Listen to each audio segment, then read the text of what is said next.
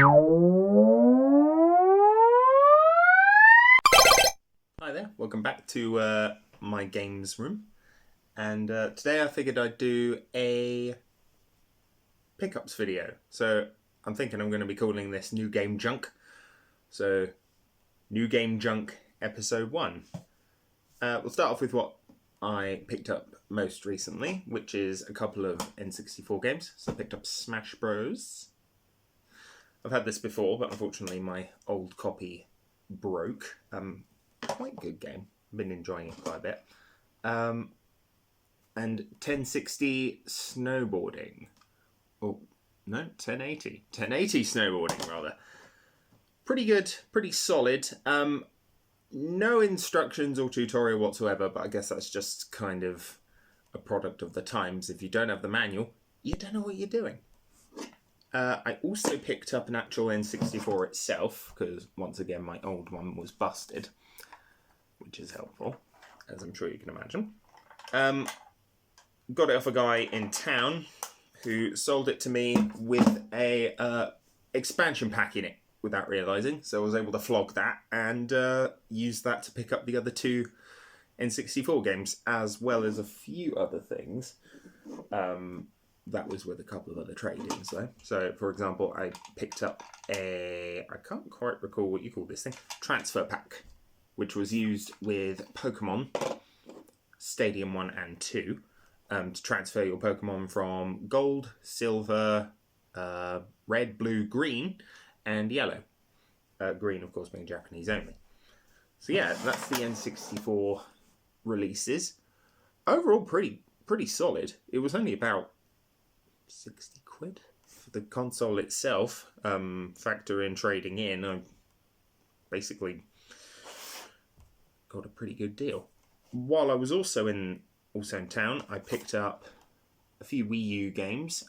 They're not all Lego. Two of them are Lego, one of them is not, but we'll get to that one. So first up on Lego Jurassic World. I'm not a huge Jurassic Park fan, but I like the first one, and I'm always a sucker for Wii U games, so had to pick that one up. The other one was Lego Batman 2. Apparently a BAFTA winner. Who knew? I mean, I love the movie. I know this isn't based off of it, but it goes a long way to me enjoying that particular brand of Batman. And then finally for the Wii U, not a clue why I bought this, but Angry Birds Star Wars. It was a few quid, so sod it. Haven't played it, probably never will, but it will look good on my shelf for shelf candy.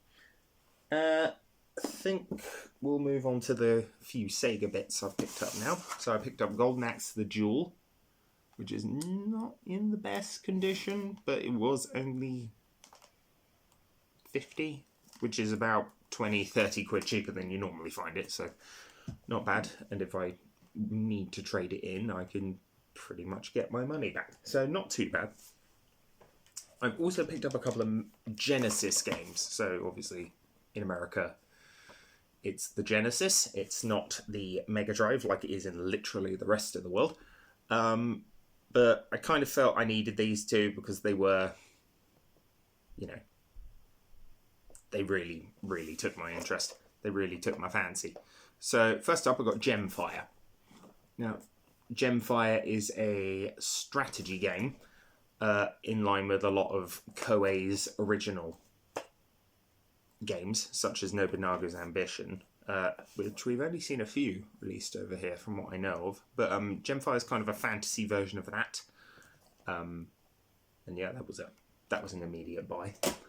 And then I picked up Rampart, which is a game I have been uncomfortably obsessed with for quite a few years, ever since I saw a video of the arcade version online. Unfortunately, this lacks the 3-player mode, which made both the Atari ST and the arcade version so enjoyable, but it does have at least 2-player, so I can play it with my wife if we weren't very bad at video games.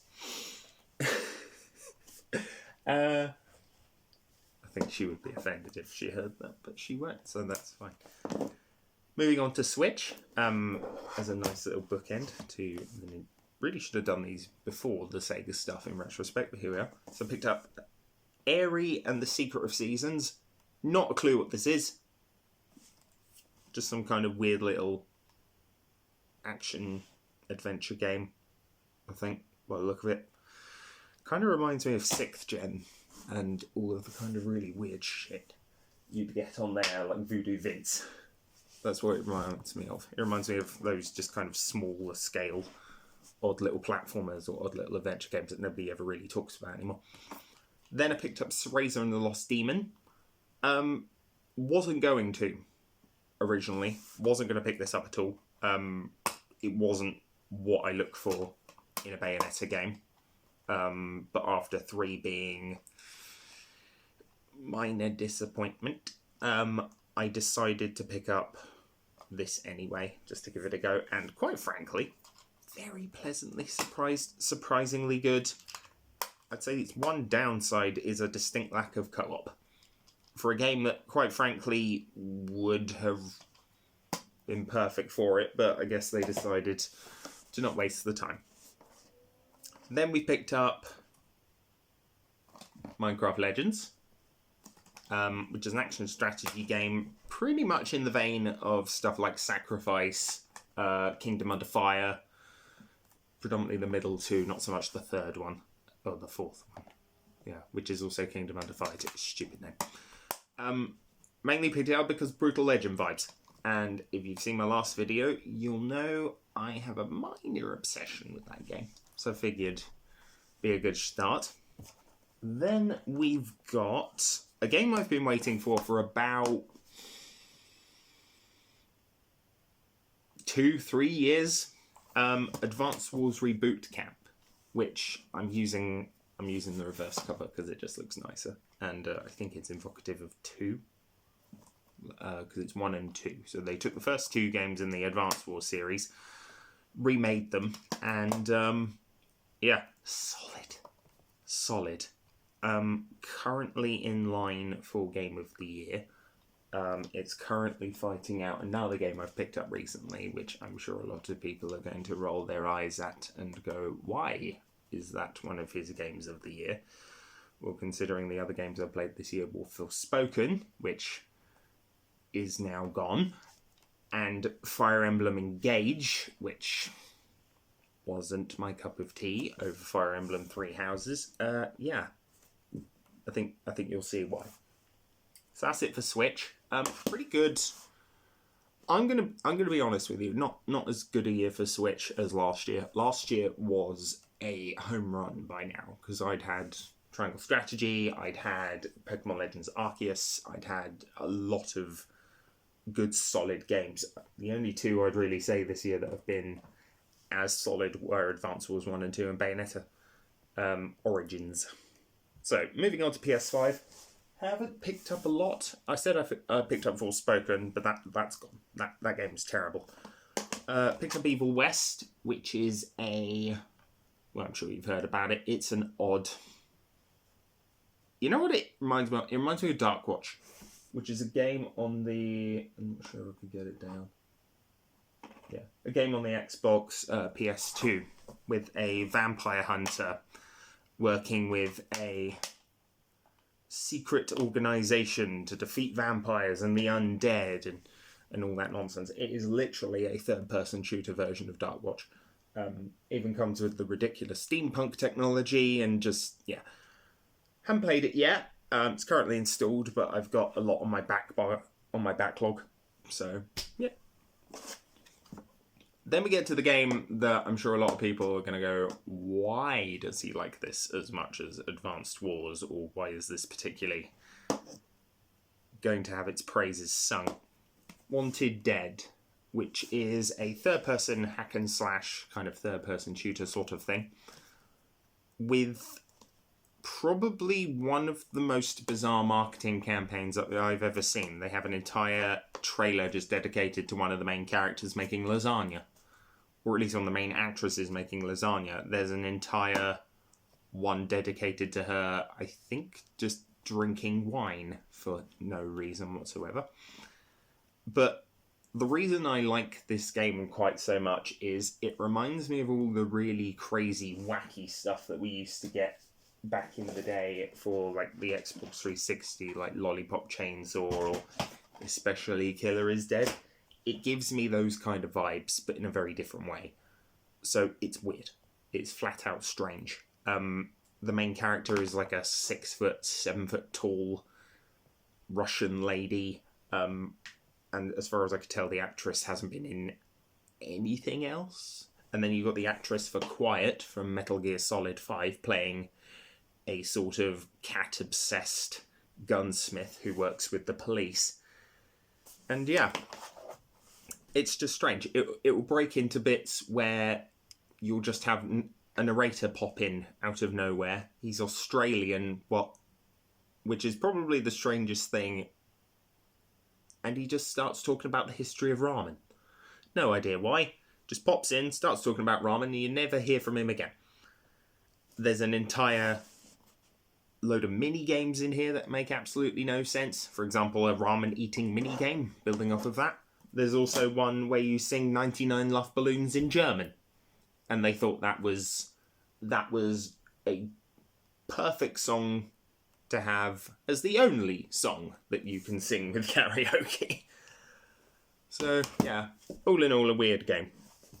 But one I am absolutely loving. I picked up 5 PS4 games as well. I picked up Mad Max, which is a kind of open-world driving game that I've been kind of looking for a decent price for about 10 years now. Solid. From what I've seen, haven't played it yet. I picked up Doom. Again, I've never been a Doom fan. It's just never been my cup of tea. So I'll probably just see how it is. Insurgency Sandstorm, which, again, I'm not a multiplayer person. But it's got bots in it, so I had to buy that. And, yeah. We've also got Tearaway Unfolded. Now, I was planning on getting Tearaway for the Vita. I have a few there, but I couldn't really pass it up. It was like £4. It was like £4, and apparently it's got like all the DLC and all of the other, and a bunch of other bits and bobs. So, yeah. Picked up Tearaway, and then finally I picked up another copy of Fallout 4 after an incident involving my other copy resulted in its destruction. Yeah, just as glitchy as I remember, but you know what? The shooting in that's really fun. So we kind of come to the last big thing that I bought recently. And by bought, I mean got for free, because thank you, Amazon cock-up. A Retron 5 Beach Edition, which is probably the most ugly, garish console I have ever owned. I mean, who wants hot bubblegum colours for your console? But, you know, it plays Genesis, it plays Mega Drive, it plays Famicom, NES, SNES, it plays Game Boy, Game Boy Color, Game Boy Advance. Couldn't really say no.